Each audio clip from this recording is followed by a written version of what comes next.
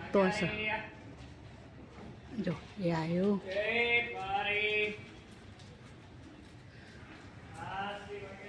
એ પેલું ઝાડ રહી ને એટલા છે.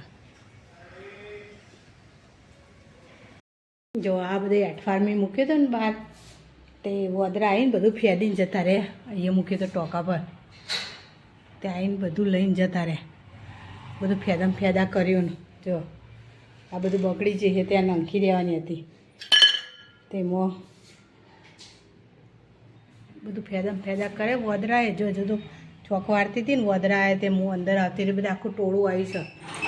એટલે અમારા દક્ષુભાઈ આવી ગયા. દક્ષુભાઈ જય શ્રી કૃષ્ણ. માસ્ક પહેરીને આવી ગયા છે અમારા ભાઈ. બેટા કહો છે તબિયત રેડી? એકતાનો ફોન આવ્યો તો એકતા કે અમે બારોબાર ઘેર જઈએ એમ કહેતી ઘેર જો એમ બોલાય ને દક્ષું ઘેર તો મારે પેલું બપોરના 12:30 જેવું થઈ જશે.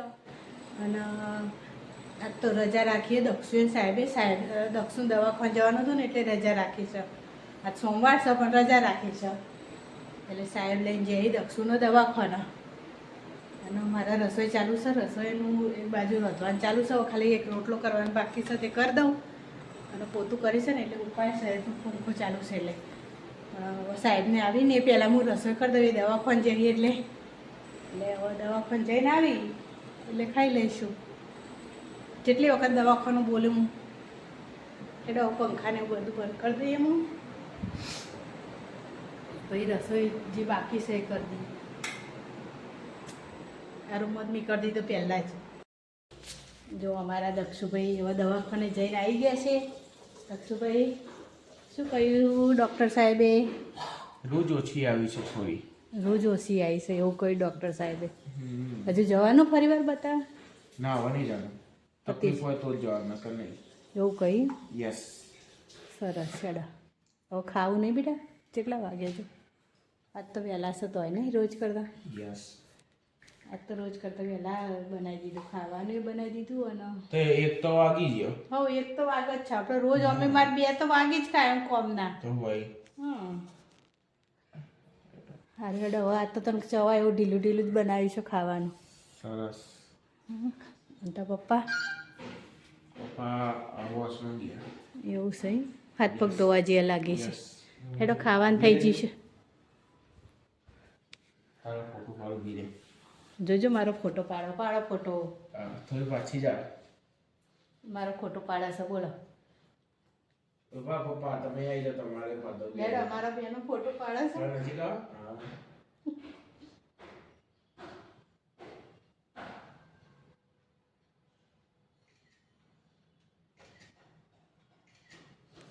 આજ પડશે ખરો ભાઈ? અને 3-4 વાર પાડી દીધો. એક પગ તો અધર ફોટો પાડે પણ એક બોય તો પેલી લેગાની બોય તો એક અધર હતી એમના. અમારા ઘરમાં જો રસોઈયો એક તૈયાર થઈ જશે. બોલા રસોઈયા હોણસી જો મૂકી એ હે હોણસી ખોવાઈ જઈ. ફરિયાદ કરો ભાઈ હોણસી ખોવાઈ જઈ. ગહવામાં આવી નહીં. ઓ ઘસવામાં છે એ તો વાંધો નહીં થઈ જશે. તમારે શું કરવું કહેડો? શું કરવું? જોજે આ થઈ ગયું છે મગ.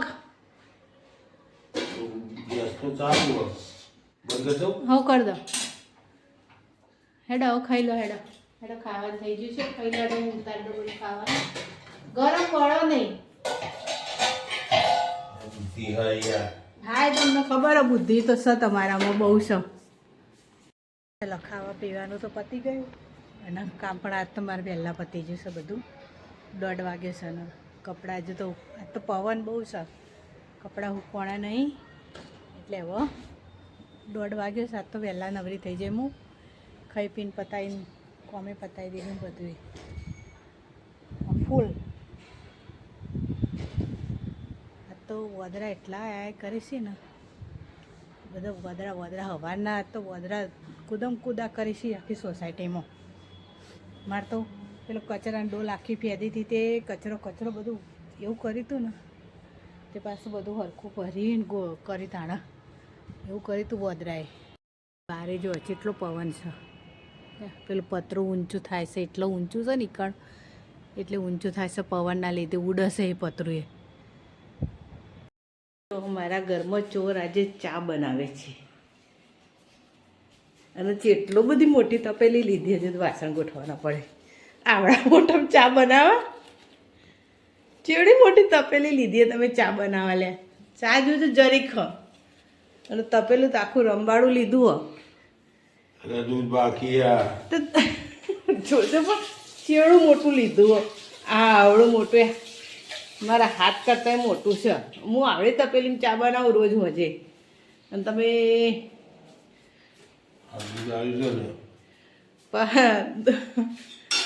બધું ધોઈને પગ ગોઠવવાનું ખરું ને આદું નાખ્યું.